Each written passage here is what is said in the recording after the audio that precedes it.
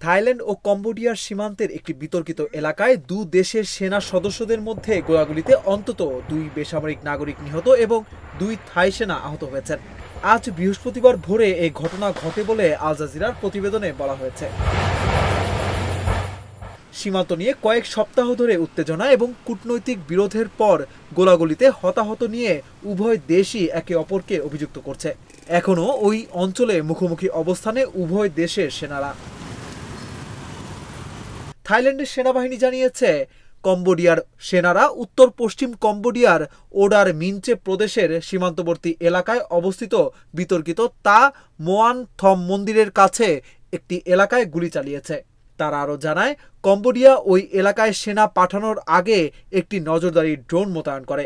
Cambodian সেনারা দূরপাল্লার rocket সহ ভারী অস্ত্র দিয়ে গুলি চালায়।